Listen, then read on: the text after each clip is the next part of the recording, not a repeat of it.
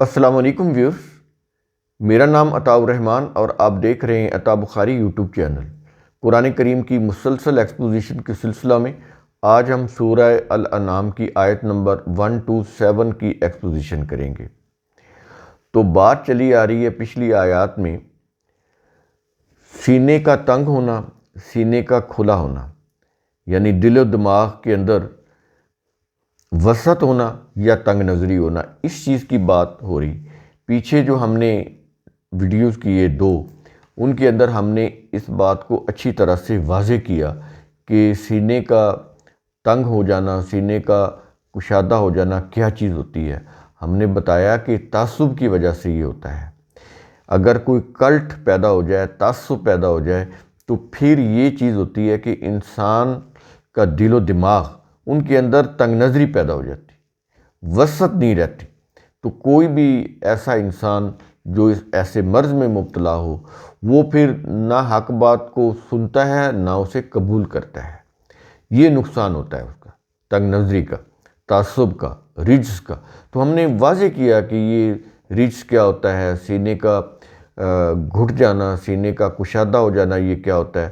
ہم نے ان میں پوری طرح سے واضح کیا، کیونکہ یہ جو آج کا جو لیکچر ہے جس آیت کے اوپر، یہ آیت بھی اسی کا ہی تسلسل چلا آ رہا ہے۔ جیسے کہ پچھلی جو آیت ہے وہ اس سے پچھلے لیکچر سے کنیکٹڈ ہے، تو اسی طرح یہ جو آیات ہے آپس میں انٹر لنک ہے، ایک سلسلہ چلا آ رہا ہے ان آیات کے اندر۔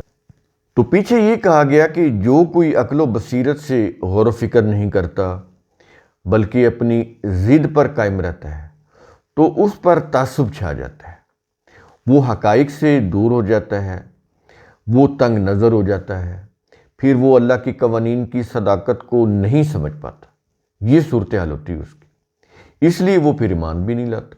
اب ہمارے ہاں تو یہ ہے نا کہ ہم تو پیدائشی مسلم ہیں، تو قرآن کریم تو پیدائشی مسلم کو نہیں مانتا کہ مسلمان کے گھر میں پیدا ہو گئے تو ہم مسلمان ہیں۔ نہیں، آپ جس مسلک کے گھر میں پیدا ہوئے ہیں آپ اس مسلک کے اوپر ہیں۔ عموماً ایسا ہوتا ہے کہ گھر والے جس مسلک کے اوپر ہیں، جو بچہ پیدا ہوا، بڑا ہوا، اس ماحول میں اس نے پرورش پائی، وہی عقائد، نظریات، سوچ کا حامل وہ بھی بن گیا ماحول کو دیکھ کے۔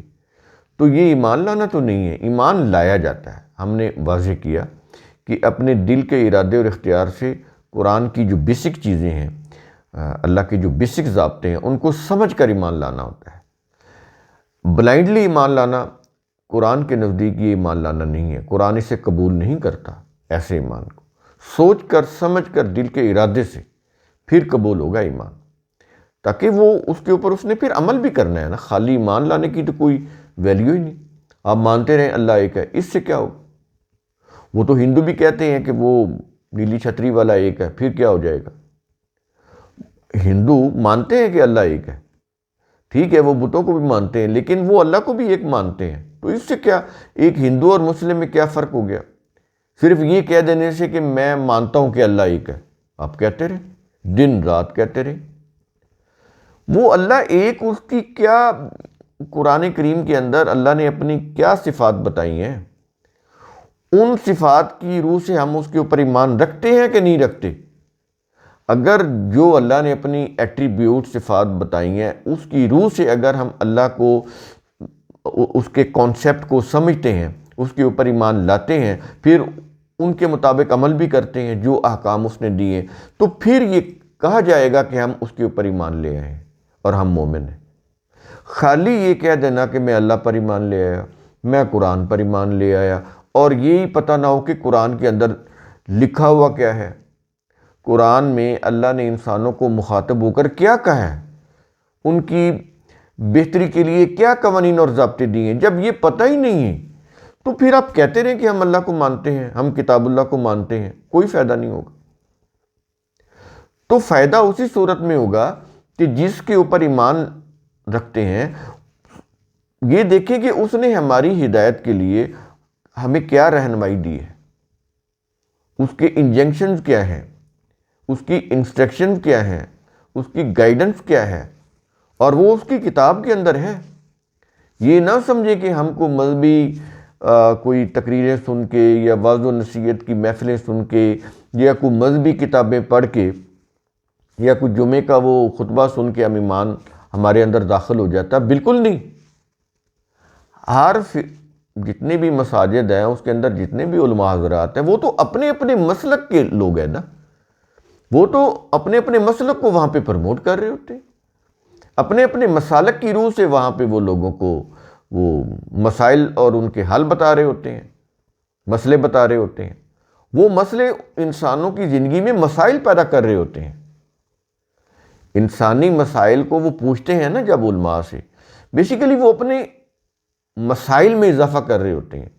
علماء سے مراد ریلیجس اسکالر، خواہ وہ مفتیان ہو، مفسرین ہو، محدثین ہو، کیونکہ وہ ہر مسلک کے اپنے مفسر ہیں، ہر مسلک کے محدث ہیں، ہر مسلک کے مفتی ہیں، اپنے اپنے مسلک کی روح سے بتائیں گے، قرآن کی روح سے نہیں بتائیں گے آپ کو۔ یہ چیز آپ ذہن میں رکھیں۔ تو بیسیکلی تو یہ چیز دیکھنی ہے کہ اللہ نے انسانیت کی ہدایت کے لیے کیا کچھ کہا ہے، کیا باتیں کی ہیں، کیا قوانین دیے ہیں، کیا ضابطے دیے ہیں، وہ صرف اس کی کتاب کے اندر ہے۔ اسی لیے تو وہ یہ کہتے ہیں نا کہ قرآن کو نہ پڑھیں گمراہ ہو جائیں گے۔ یہ صورتحال ہو، قرآن کے متعلق یہ ایٹیٹیوڈ ہے۔ اور اکیلا قرآن نے، ساتھ وہ ایرانی روایات، یعنی جب بھی آپ قرآن کی بات کریں گے وہ اس کو برا سمجھیں گے، وہ اس کو کہیں گے کہ قرآن و حدیث، قرآن و سنہ، یعنی اللہ کے مقابلے میں اللہ کے ساتھ رسول، اور اس کا جو قرآن ہے، اس کی جو کتاب ہے، اس کے مقابلے میں اس کے متوازی حدیث یا سنت۔ اکیلا نہ اللہ، نہ اکیلا قرآن، وہ ان کو قبول ہی نہیں ہے۔ تو ٹھیک ہے، یہ چل رہی ہیں اور یہ عام ہو چکی ہیں۔ اب آپ بات کرتے ہیں تو وہ ان کو بڑی عجیب لگتی ہے کہ یہ، اور پھر جو سننے والے ہوتے ہیں وہ پہلا تصور ان کے ذہن میں یہ پیدا ہوتا ہے کہ یہ تو رسول کو بھی نہیں مانتا، یہ تو اس کی جو حدیثیں ہیں اس کو بھی نہیں مانتا۔ یعنی جو ایرانی روایات ہیں جو ایرانیوں نے لکھی، وہ رسول کی حدیثیں ہیں۔ اندازہ لگائیں، رسول کی حدیثیں قرآن کے اندر ہیں، ایرانی محدثین کی کتابوں کے اندر نہیں ہیں۔ یہ اس کو اچھی طرح سے سمجھ لیں آپ۔ قرآن نے، اللہ نے اپنی باتوں کو حدیث کہا ہے، اور کہا ہے کہ اب کون سی حدیث رہ گئی جس کے اوپر ایمان لانا باقی ہے۔ یہ قرآن میں اللہ نے کہا ہے۔ اب کون سی ایسی حدیث رہ گئی ہے اس قرآن کے بعد، اب کون سی ایسی حدیث رہ گئی ہے جس کے اوپر ایمان لانا باقی ہے؟ تو بات ختم ہوگی۔ اور اس میں یہاں تک کہا گیا کہ تمت کلمت ربی کا صدقہ و عدل، کہ اے رسول تیرے رب کی بات اس قرآن میں آ کر تمت مکمل ہوگی۔ اور کیسے مکمل ہوگی؟ صدق و عدل، صدق اور عدل کے ساتھ مکمل ہوگی۔ تو یہ جو صدق اور عدل کا جو معیار ہے جس کے اوپر قرآن ہے، تو وہ معیار ایرانی روایتوں کا یا ایرانی کتابوں کا تو نہیں ہو سکتا۔ یا ایرانی ہم اس لیے کہتے ہیں کہ یہ جتنا بھی مواد ہے یہ سارا کا سارا یہ ایرانیوں نے لکھا ہوا ہے۔ پہلے اہل تشیع نے مرتب کیا، لکھا، پھیلایا، وہاں سے اہل سنت نے بھی لیا۔ تو نظریاتی طور پر تو ان میں کوئی اختلاف نہیں ہے۔ ان کا اختلاف فقہی ہے۔ نماز روزے میں ان کے ہاتھ کھول کے پڑھنی ہے، ان کے ہاں کوئی ہاتھ باندھ کے پڑھ رہا ہے، کوئی سینے پہ ہاتھ باندھ رہا ہے، کوئی ناف کے نیچے باندھ رہا ہے۔ یہ اس طرح کی فقہی اختلاف ہے بس، اور کچھ نہیں۔ وہ کوئی نماز مغرب جو ہیں وہ تھوڑا لیٹ پڑھتے ہیں سورج غروب ہونے کے بعد، یہ تھوڑا سا پہلے پڑھ لیتے تاکہ ان کا فرق قائم رہے۔ سمجھ آ رہی ہے یہ چیزیں؟ تو یہ فقہی اختلاف ہے، آئیڈیالوجی سیم ہے۔ ان کے نزدیک بھی حسن اور حسین نوجوانوں کے سردار ہیں جنت میں، یعنی جنت ان کی جاگیر ہے، اور حسن حسین جو ہے وہ نوجوانوں کے سردار ہیں۔ حالانکہ وہاں پر رسول بھی ہوں گے، لیکن سردار کون ہوں گے؟ حسن حسین، رسول نہیں۔ کیونکہ ان کا عقیدہ ہے کہ ہمارے جو 12 ائمہ ہیں ان کا مقام اور مرتبہ وہ انبیاء سے بلند ہے۔ سمجھ آ رہی ہے یہ چیزیں؟ یہ ان کے ہاں یہ متفقہ عقیدہ ہے ان کا۔ تو اس عقیدے کی روح سے وہ حدیث مشہور کی انہوں نے کہ الحسن والحسین شبابی اہل الجنہ، کہ وہ جنت میں نوجوانوں کے سردار ہوں گے۔ تو جنت میں تو سارے ہی نوجوان ہوں گے۔ اب اگر رسول کی عمر جیسے ہسٹری بتاتی ہے کہ وہ 60 سال سے اوپر تھی، 62 سال کی ہے، 63 سال کی ہے، جتنی بھی ہو، کیونکہ قرآن تو نہیں بتاتا عمر کتنی ہے، تو ظاہر ہے وہ عمر زیادہ ہی ہوگی۔ تو وہ جب وہ ہوں گے تو ان کی یہ عمر، اس عمر کے وہ تو نہیں ہوں گے۔ اور قرآن تو جتنے بھی انسان ہیں جنت میں جائیں گے، ان میں تو کوئی نہیں ہوگے نا، کوئی بوڑھا ہوگا، کوئی جوان ہوگا، کسی کی جھریاں ڈلی ہوں گی تو کسی کی سکن فریش ہوگی، یہ بات تو نہیں ہونی۔ لیکن سردار کون ہوں گے؟ حسن حسین۔ قرآن کے اندر جو مقام اور خواتین میں رسول کی بیویوں کا ہے وہ کسی کا بھی نہیں ہے، تو ان کو اہل بیت کہا گیا، صرف رسول کی بیویوں، کسی اور کو نہیں۔ فاطمہ رضی اللہ عنہ علی رضی اللہ عنہ کی اہل بیت ہے۔ اسی طرح رسول کی جو باقی بیٹیاں ہیں، اب قرآن تو نام نہیں لیتا، بتاتا ہی نہیں کہ فاطمہ یا فلاں رسول کی بیٹیاں ہیں، یہ تو تاریخ بتا رہی۔ یہ صحیح بھی ہو سکتا ہے، یہ غلط بھی ہو سکتا ہے، ہمیں نہیں پتہ۔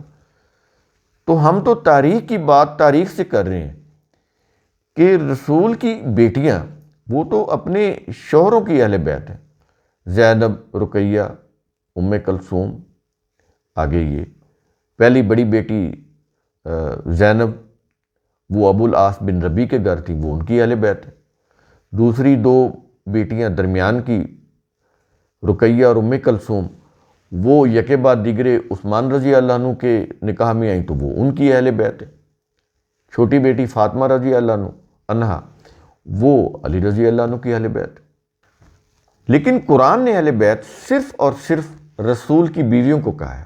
لیکن یہ جو ایرانی محدثین ہیں، مفسرین ہیں، سیرت نگار ہیں، انہوں نے رسول کی بیویوں کو نکال کے علی رضی اللہ عنہ، فاطمہ رضی اللہ عنہ، آگے ان کی اولاد حسن، حسین، فاطمہ، ان کو وہ بنا دیا اہل بیت، اور ان کو وہ پائیدن پاک بنا دیا۔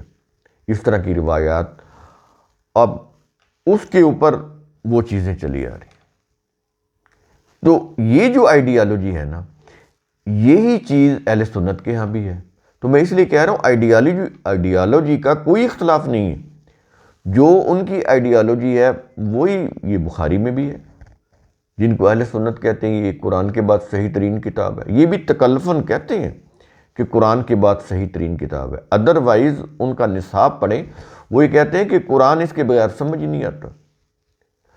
قرآن کی جو آیات ہیں وہ ان حدیثوں کی روح سے منسوخ کی ہوئی ہیں۔ یہ حدیثیں ان کے نزدیک قاضی ہیں، جو یہ کہیں گی قرآن کا وہی معنی ہوگا قرآن کی آیات کا۔ ایک بات قرآن کے اندر ہے اور ایک بات ان حدیثوں کے اندر ہے، یعنی روایتوں کے اندر، وہ آپس میں ٹکراتی ہیں، تو فیصلہ روایتوں کی روح سے کیا جائے گا، قرآن کی آیت منسوخ سمجھی جائے گی۔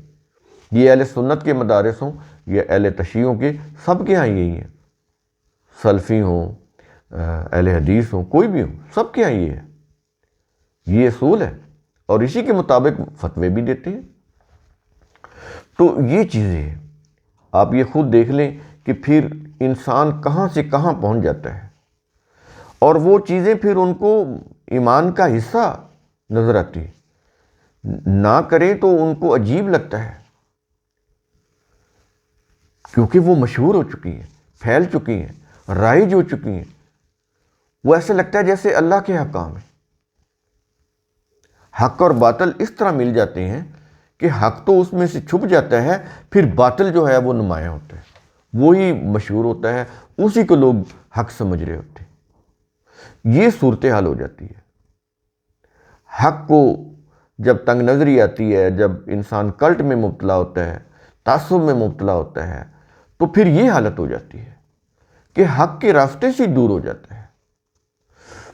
تو یہ چیزیں قرآن کریم اس طرح سمجھاتا ہے، تو اس لیے قرآن کریم ان حقائق کے اوپر روشنی ڈالتا ہے۔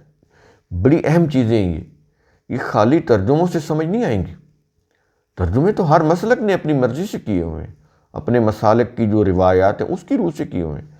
موسٹلی تراجم ٹھیک ہے، لیکن جو مخصوص جو الفاظ ہیں، یہ اس طرح کی جو چیزیں ہیں، وہاں پہ انہوں نے یہ چیزیں کی ہوئی ہیں، اپنے مسلک کے مطابق مولڈ کی ہوئی ہیں، روایات کی روح سے تفاسیر لکھی ہیں، پھر انہی کی روح سے تراجم کیے ہوئے ہیں۔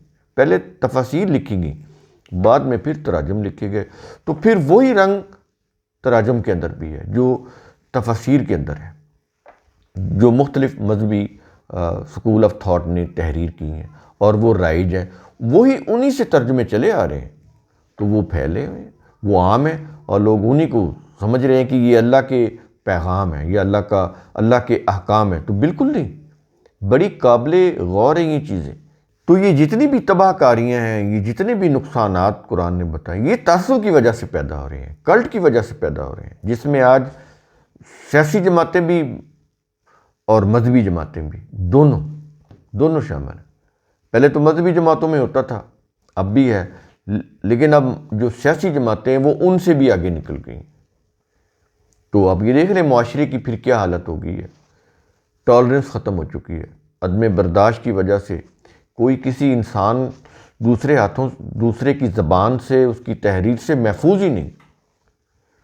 سوشل میڈیا کی وجہ سے یہ انتشار اتنا پھیل چکا ہے کہ ایک جنگ کی صورتحال بن چکی ہے، اور اس کے خلاف ریاست کو قوانین بنانے ہوں گے تاکہ اس کا سد باب ہو، اور جتنے بھی یہ سائبر کرائم کرنے والے ہیں ان کو پکڑنا چاہیے اور ان کو سخت سے سخت سزا دینی چاہیے، تب جا کر یہ معاملات جو ہیں کچھ بہتر ہوں گے، اور اس کے اوپر بڑا وقت لگے گا، یہ چیزیں بہت زیادہ پھیل چکی ہیں۔ تو اپنے دل و دماغ کو ہر قسم کی تنگ نظری سے، کلٹ سے پاک رکھنا، حق کو قبول کرنا، یہ اسی صورت میں ہوگا نا کہ تنگ نظری نہ ہو، کلٹ نہ ہو۔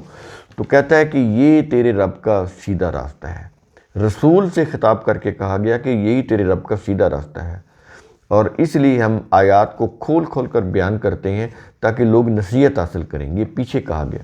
اب ہم آتے ہیں آج کے لیکچر پر، سورہ الانعام آیت نمبر 127۔